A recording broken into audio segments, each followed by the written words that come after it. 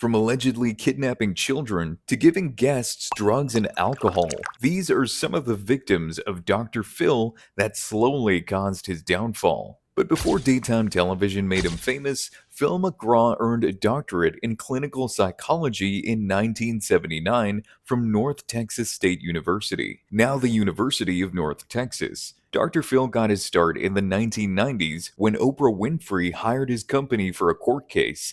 That case started after a 1996 Oprah episode about mad cow disease, where Oprah said the discussion had stopped me from eating another burger.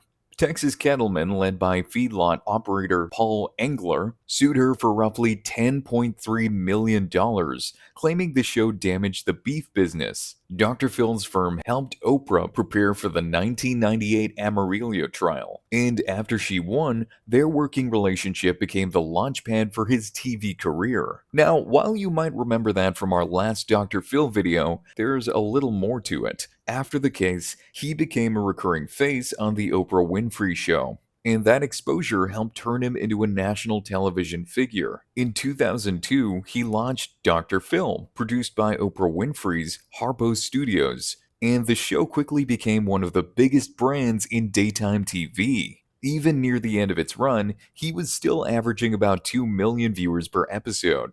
A 2016 study found that frequent viewing of Dr. Phil was linked to stronger intentions to seek mental health treatment for yourself or for your child.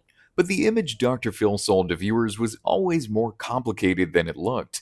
His own official biography says he practiced clinical psychology in Texas until moving to California to launch the show. However, it was later noted that he let his Texas psychology license expire in 2006, which means he spent most of the show's run without an active psychology license. And even before television fame, there were already warning signs. In 1998, the Texas State Board of Examiners of Psychologists reprimanded him over an inappropriate relationship with a former client and required him to undergo supervision and ethics training. There were also later disputes over the self-help system tied to his early seminar business. Former business partner Thelma Box argued that ideas later associated with Dr. Phil came out of the earlier Pathways program, and that her role was pushed into the background. Everything we've seen pointed to the moment he told millions of people that a 9-year-old boy was a monster in the making. In 2004, Dr. Phil put a 9-year-old boy on primetime television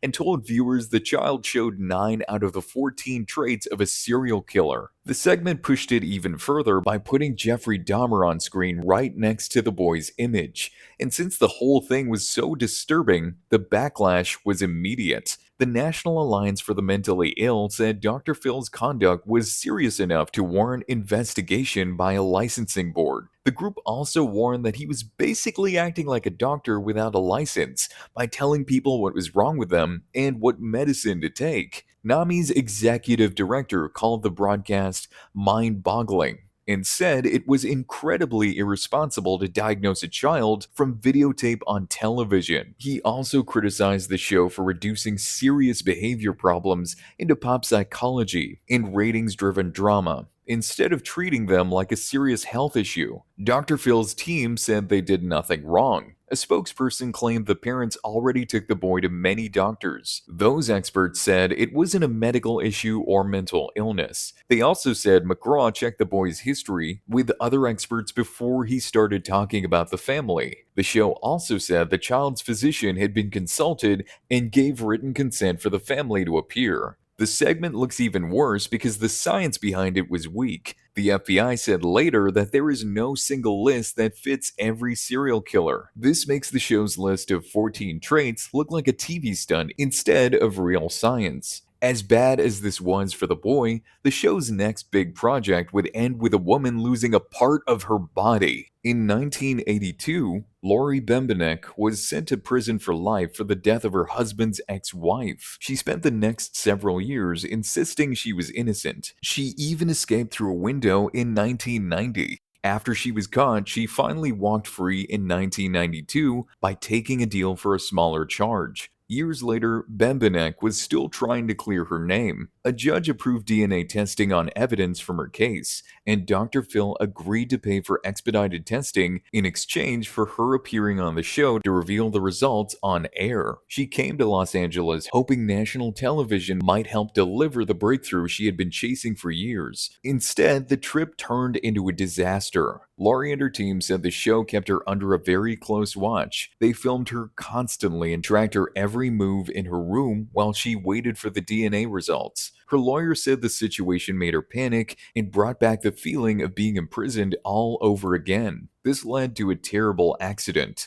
Laurie tried to escape through a second-story window but fell and shattered her foot. The damage was so severe that doctors later had to take it off. She arrived hoping the show might help clear her name. She left with a permanent physical loss. Laurie later sued Dr. Phil, Paramount, and the show staff. She claimed they kept her there against her will while she waited for the DNA results. The show, naturally, denied that version of events and said she was free to leave, with one spokeswoman saying the only person staying with her was a female field producer. This pattern of using people for ratings was about to put two brothers in the middle of a famous missing person mystery. When Dr. Phil started talking about the Natalee Holloway case, he treated Deepak and Satish Kalpoe like characters in a TV show instead of actual people. In 2009, the brothers were among the last people seen with Natalee in Aruba, and they were arrested during the investigation. But they were never convicted in connection with her disappearance. That is why the show was so controversial. The team used private investigator Jamie Skeeters to secretly record Deepak Kalpoe, and the show later aired footage presented as a major breakthrough in the case. But almost right away, the tape itself became part of the controversy. Aruban authorities later released a fuller version, and reporting on the uncut material said the meaning of Deepak's answer may have been changed by editing. CNN's coverage at the time said the full tape showed Deepak denying that Natalee had sex with him and the other men, which cut directly against the dramatic way the segment had been presented on TV. That is why the brothers sued. In their defamation case, they said the interview had been edited to make them look tied to a crime against Natalee Holloway when the underlying footage did not actually support that impression. The lawsuit dragged on for years, and in April 2015, it was dismissed just 1 week before trial. That dismissal did not erase the fact that the segment had become infamous for how aggressively it pushed a televised theory around two men who were never convicted in the case. And with hindsight, the entire episode looks even worse. In October 2023, Jordan Vandersloot admitted that he killed Natalee Holloway in 2005 as part of a federal plea deal in the United States. So after years of spectacle, lawsuits, and edited television drama, the one person who finally confessed was not either of the Kalpoe brothers at all. After using these brothers for a mystery story, a former reality TV winner was about to find out how far the show would go to get a shocking interview. Todd Herzog was already known to the public as the winner of Survivor China, but by the time he appeared on Dr. Phil, his life had been overtaken by alcoholism. His first appearance became infamous because he was so visibly intoxicated on stage that he could barely walk, slurred through the interview, and later blew a 0.263 on a breathalyzer in front of the audience. After that episode, Herzog did not go to treatment, and the show later promoted his return as a success story, saying he had gotten sober in rehab before later suffering another relapse. But the story got darker in 2017 when Herzog said the version viewers saw on television was not the full truth.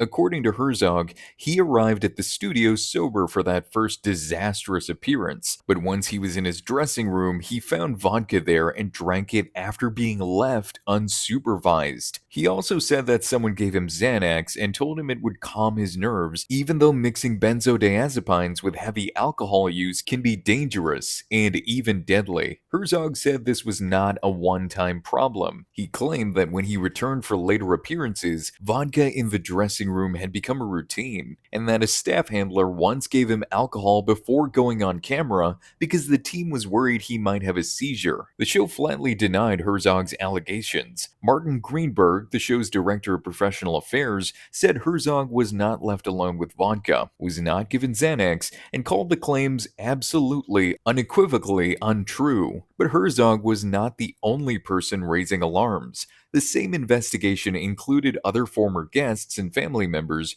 who said the show failed to properly protect people struggling with serious addiction and withdrawal. While Todd was dealing with addiction, a woman named Shirley was about to accuse the show of trapping her in a house against her will. In 2007, Shirley Ray Dieu appeared on the Dr. Phil House, a spin-off that put strangers together inside a mock house on a CBS soundstage and sold the setup as kind of a therapeutic experiment. What she later described was something much darker. Shirley said she was held against her will, had her phone and communication taken away, and was forced to remain in the same space as a completely naked man who exposed his body in front of her. Shirley claimed the show took away her sleep and food to brainwash her. She also said they edited the footage to make her look like someone she wasn't. She also alleged that on October 9, 2007, Dr. Phil touched her left breast during a therapy session. Shirley insisted Dr. Phil was nothing like his TV persona and that another woman would be joining her lawsuit. That woman was Crystal Matchett, and together they accused the show and its producers of fraud, misrepresentation, false imprisonment, breach of fiduciary duty, and emotional distress tied to the 2007 taping. Dr. Phil's team denied the allegations. A statement said all of Dieu's claims were without merit, that she participated voluntarily, that Dr. Phil was never alone with the guests in the house, and once she expressed discomfort, producers called a car service to take her home. The show also said the Los Angeles Police Department looked into her complaint and the city attorney did not pursue it. The case became a real legal problem for the show. In 2011, an appeals court allowed key claims to move forward, including fraud and intentional infliction of emotional distress, after finding the woman had a probability of prevailing on parts of the case. Later that year, the case was dismissed. Many believe they've reached a private agreement, but the defense lawyers refused to say anything publicly. Shirley's legal fight was over, but Dr. Phil's next move involved a public statement about a pop star that would turn everyone against him. In January 2008, Britney Spears was in the middle of one of the most publicly scrutinized crises of her life when Dr. Phil inserted himself into the situation.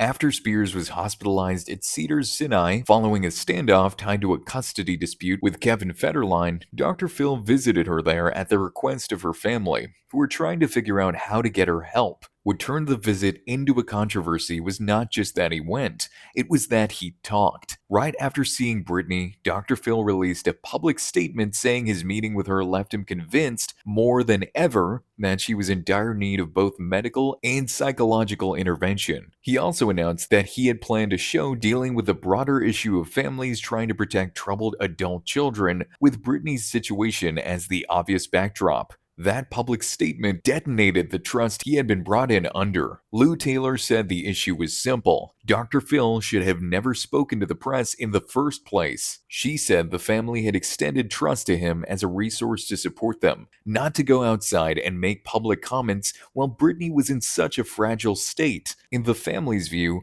instead of helping, he made the situation worse and added more pressure to someone already living under nonstop public scrutiny. Dr. Phil pushed back and said he had gone only because Britney's family asked him to, and that he had no intention of doing a show with Britney herself. He later said the details of the visit remained private and that he was only trying to guide the family to a private intervention far away from Los Angeles. But the backlash got so intense that he eventually admitted the statement itself had been a mistake. Days later, Dr. Phil said that if he had to do it again, he probably would not make any public statement at all, and acknowledged that speaking out had not been helpful to the situation. While Britney's situation was a mistake, his next project with a famous actress would lead to accusations of being outright heartless. In 2016, Shelley Duvall returned to the public eye for the first time in years through a Dr. Phil interview that was built around her obvious mental distress. In the episode, Duvall said she did not think Robin Williams was dead, called him shape-shifting, and made other alarming claims about threats and strange devices in her body. The backlash was immediate because the interview looked less like help and more like exploitation. Vivian Kubrick, daughter of the Shining director Stanley Kubrick, called the segment appallingly cruel, said it denied Duvall basic dignity, and urged people to boycott the show because it had nothing to do with compassionate healing. Other critics, including Mia Farrow, also said it was unethical to exploit Duvall in such a vulnerable state. Dr. Phil defended the episode at the time and later defended it again. His team said the goal was to document Duvall's struggle and bring resources that might help change her trajectory. In 2023, McGraw said he did not regret what he did, only that the episode was promoted in a way that people thought was unbecoming, and claimed that he and his team worked with Duvall and her family for more than a year off camera to offer inpatient and outpatient psychiatric care. But Shelley Duvall herself later made clear that she regretted ever doing it. In a 2021 interview, she said, "I found out the kind of person he is the hard way," and said her mother did not like him either. She also said people close to her, including Dan Gilroy, told her she should not have done the show, and claimed McGraw kept calling her mother trying to get her to speak with him again after the interview. Using people for ratings was just the beginning, because his next project involved a weight loss product that would cost him $10 million in court. Soon after becoming famous, Dr. Phil moved into the weight loss business with a licensing deal for a product line called Shape Up with Dr. Phil McGraw, which included supplements, bars, shakes, and meal replacement products. That move raised eyebrows right away. He was a television psychologist stepping into the nutrition and supplement world, which carried a very different set of expectations for consumers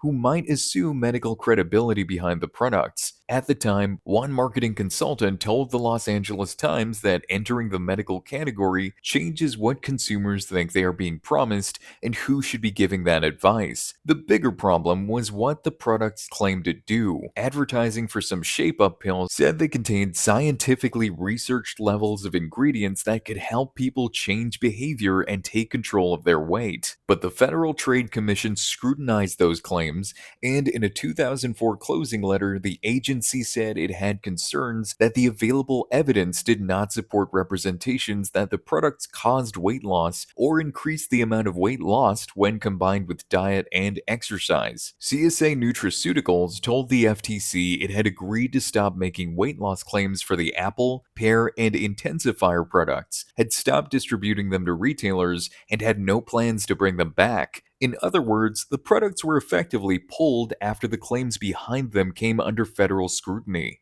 That was not the end of it. Consumers sued over the Shape Up line, accusing Dr. Phil and CSA of false advertising, and saying the products did not do what buyers were led to expect. In 2006, the case ended up in a $10.5 million settlement covering customers who bought Shape Up dietary supplements and meal replacement products before July 1, 2006. The Shape Up episode is one of the clearest examples of Dr. Phil turning his television authority into a consumer product business, only for that business to run into legal trouble when the science behind the marketing could not hold up under scrutiny. The diet pill scandal was only the start of his business troubles, because he was about to face claims that rehab centers were paying to get on TV. Dr. Phil's addiction business also drew scrutiny through a virtual reality recovery product called Dr. Phil's Path to Recovery, which was marketed to treatment centers as a way to use Dr. Phil branded recovery content inside rehab programs.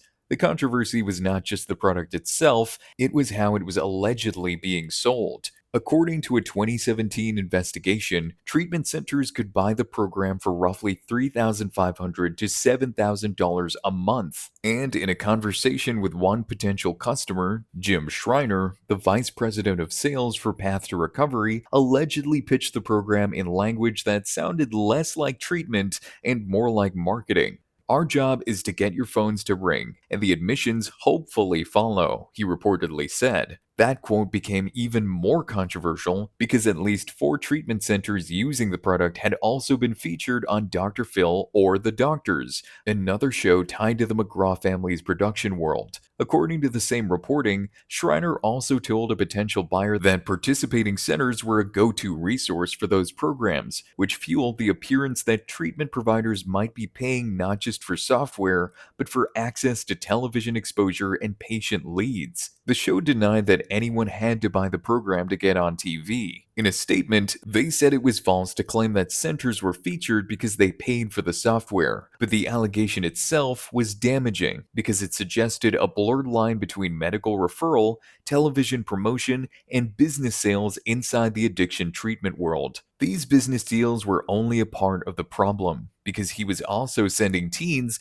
to a place in Utah that felt more like kidnapping than a treatment center. Turnabout Ranch in Escalante, Utah, was one of the youth programs most closely tied to Dr. Phil's brand for years, with teens being sent there after appearing on his show or after families were urged to consider it as a solution for serious behavioral problems. The ranch described itself as a therapeutic residential program for troubled teens, but former attendees later described something far more disturbing. One of the most public accusers was Danielle Bergoli, better known as Bad Bhabie, who said Dr. Phil sent her there in 2016 when she was 13. She said she was taken from her home by transporters in the middle of the night, handcuffed, driven away without being told where she was going, and brought to the ranch under conditions she later compared to kidnapping. Bergoli also said that during her first 3 days at the ranch, she was not allowed to shower, was made to sit in an open teepee structure called the Circle, and was not allowed to lie down or sleep normally. She later demanded a public apology from Dr. Phil,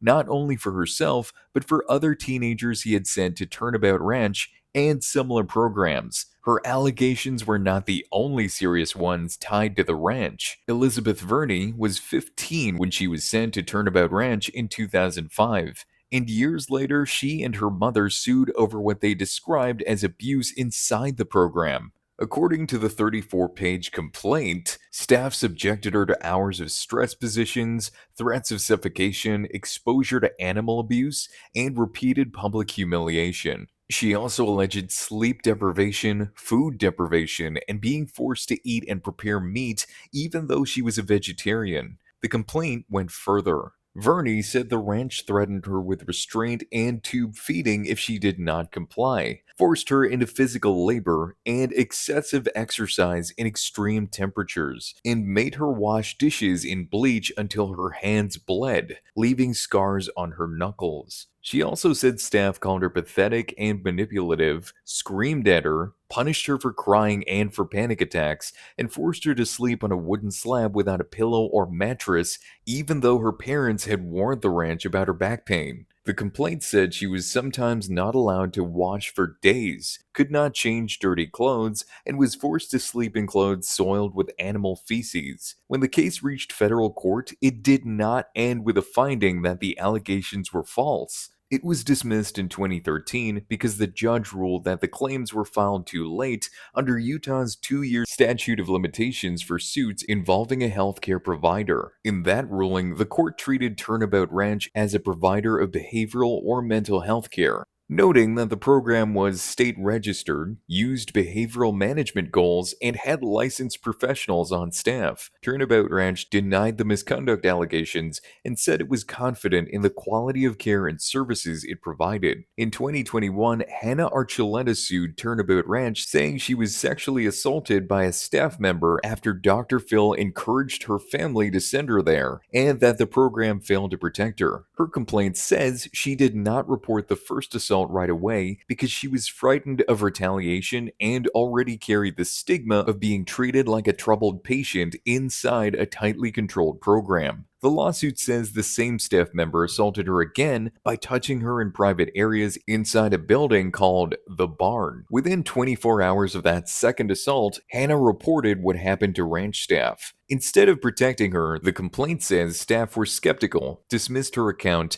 and took no meaningful action against the alleged assailant. She said she was told to write a detailed letter describing the assaults for ranch management. The lawsuit says the punishment came after that. Hannah alleged that Turnabout Ranch retaliated against her by forcing her to pick up horse manure, sleep on a wooden plank, endure verbal abuse, and lose sleep after she reported the assaults. Her lawyer, Gloria Allred, said the ranch subjected her to physical and emotional abuse to silence her after she came forward. In 2021, Hannah sued Turnabout Ranch over the alleged assaults and the retaliation she says followed. Later that year, she also sued Phil McGraw, CBS, and related companies, alleging they pressured her family to choose Turnabout Ranch without disclosing earlier abuse allegations tied to the program. In 2022, a Los Angeles judge dismissed that negligence suit against Dr. Phil and CBS. There was also a deadly incident at the ranch in December 2016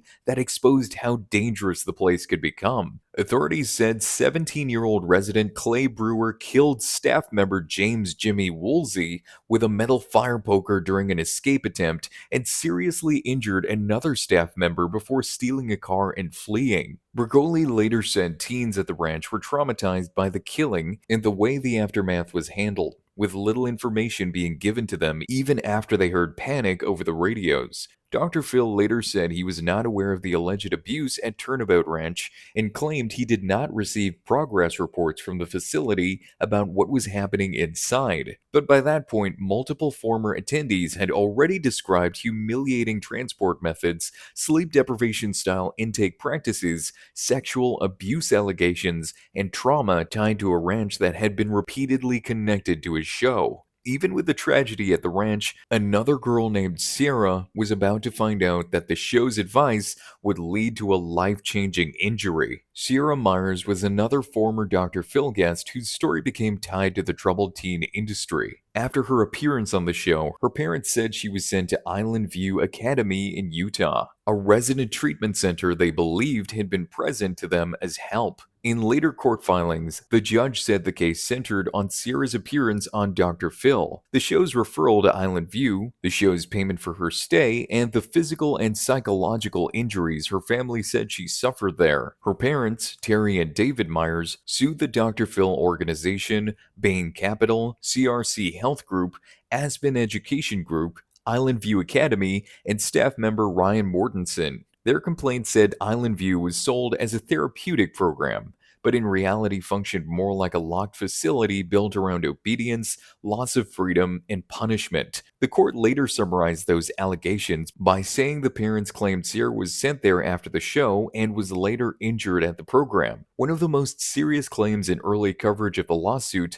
was that Sarah's arm was mangled in an altercation involving a math teacher at the facility. Courthouse News tied that allegation directly to the family's filing, and the later court order confirmed that Ryan Mortensen was named as a defendant in the case. The family also tried to tie responsibility back to Dr. Phil himself. According to the court record, they argued that Dr. Phil-related defendants hid problems at Island View and pushed Sierra there for financial gain, notoriety, and ratings. The judge quoted the family's claim that Dr. Phil was primarily interested in the show's ratings and had concealed how little personal interest he had in Sierra's situation. That case did not end with a ruling that those allegations were proven true. In February 2015, Judge Tina Campbell denied the family's attempt to amend the complaint and closed the case, writing that the fraud-based claims were not pleaded with enough detail to move forward. But the criticism wasn't just about his guests. In 2022, about a dozen current and former staffers described the show as a toxic workplace, with allegations of verbal abuse,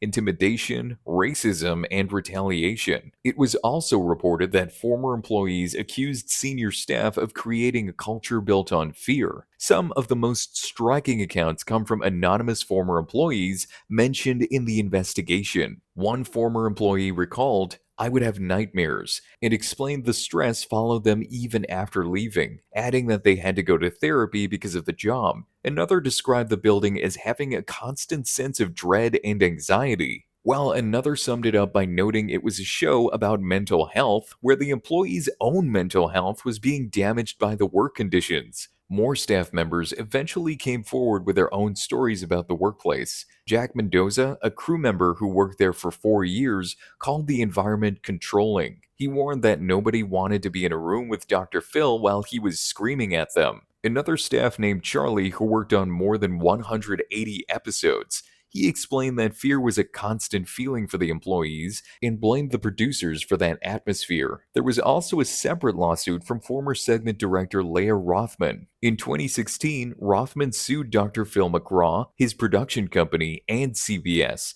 alleging false imprisonment, emotional distress, whistleblower retaliation, and wrongful constructive termination. According to the suit, around 300 employees were gathered in a room with security guards, told the doors were locked, and ordered to hand over their phones while McGraw accused someone of leaking information to the press. Rothman said the incident caused so much emotional stress that she felt forced to quit. Dr. Phil fought back against the claims about his workplace. He rejected the idea that the environment was toxic. His lawyers insisted the accusations were fake and had no proof behind them. They explained that the show followed the rules and only wanted to give people the help they needed.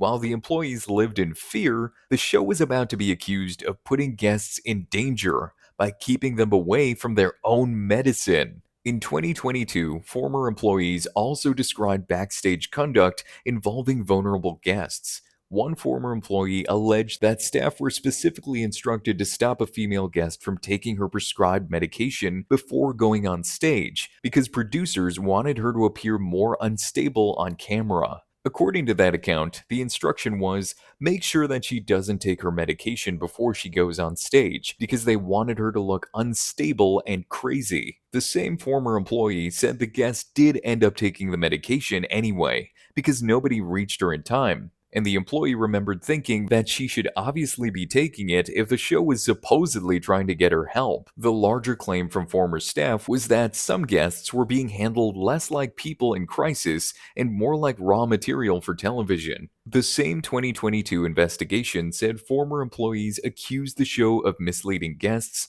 manipulating stories, and pushing personal situations in ways that made better television even when that raised ethical concerns. Those complaints matched what others shared in 2026. A former worker named Charlie explained that guests did not know how personal the show would get or how bad they would look on screen.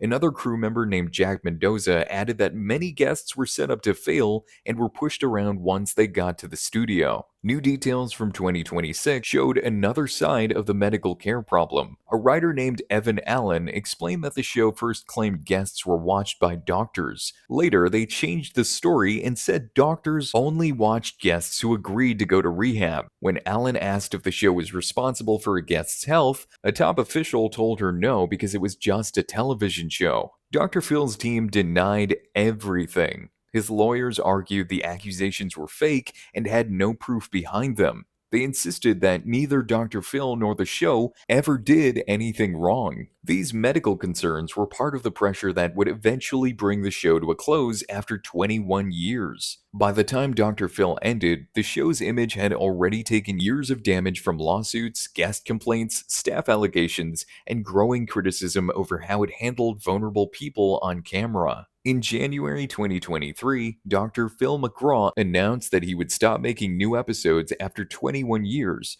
with the show ending its original daytime run in spring 2023 while reruns stayed in syndication. He said he wanted to move on to primetime projects, but the end of the show also came after years of mounting controversy that had already reshaped how many people saw the program. Many critics were happy when they heard the show was finally ending. A professor named Taylor Cole Miller watched the show being filmed and called it manipulative. He said the way they made the show was bad, especially for a program that claimed to be honest and good. These words were used again years later to explain the many problems with the show. Miller shared a story from a taping he went to. The show started with a Michael Jackson dance contest to get the crowd excited. They even handed out heart-shaped stress balls to keep the mood fun. Suddenly, the energy changed when the producers started filming a second episode about teenagers abusing their parents. Miller felt this was either a mistake or a way to trick the audience into having a bigger reaction on camera. Even after the CBS show ended, Dr. Phil tried to build a new platform around himself. His new network, Merit Street Media, officially launched on April 2, 2024. Dr. Phil Primetime was one of its main programs, but the network ran into serious financial trouble almost immediately. In mid 2025, Merit Street Media declared bankruptcy. On that same day, they sued their partner, Trinity Broadcasting Network. They said Trinity failed to give them the help they promised and left the business with a massive amount of debt. Records show the company owed between $100 million and $500 million. The legal battle grew as more people came forward to get their money. A group called Professional Bull Riders claimed they were owed $181 million for a deal that was never finished. People in court argued that the bankruptcy was just a trick because the business was already closed. The company tried to fix its debts at first to stay in business, but in late 2025, a judge decided the case should be changed to a total shutdown. He ruled that there was no hope for the company to recover and said they were already finished before they even got to court. The ruling revealed that the company had already stopped working and fired almost everyone. Right before they went broke, a new business called Envoy Media was started. Trinity and other groups argued that Envoy was built using what was left of the old network to keep the business going while leaving the debts behind. Dr. Phil's side said he was simply moving on with a new project after the business went under. He denied doing anything wrong and planned to fight the decision, but the court put an independent leader in charge to sell everything off. So subscribe or Dr. Phil will send you to a ranch in Utah to pick up horse manure for the rest of the week.